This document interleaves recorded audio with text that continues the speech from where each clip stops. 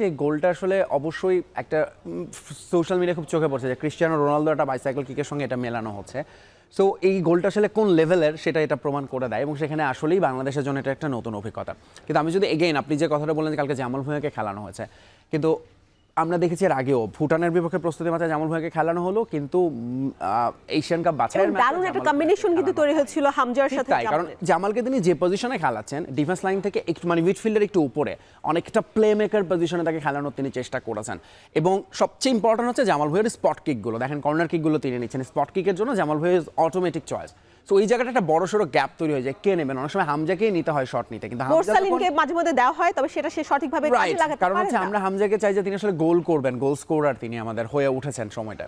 So এই জায়গাগুলো আসলে আমাদের কোচ হ্যাভিয়ার কাবরেরাকে নিয়ে সবচেয়ে যেটা বলা হয় একটা শব্দ হচ্ছে আনপ্রেডিক্টেবল, মানে তিনি অনেক সময় কোনো প্রপার ব্যাখ্যা আপনি পাবেন না যে আসলে তিনি কেন এই চেঞ্জটা করলেন, ওর জায়গায় কেন খেলাচ্ছেন, তিনি রাকিবকে কেন কখনো রাইট উইংয়ে খেলাচ্ছেন, কখনো লেফট উইংয়ে।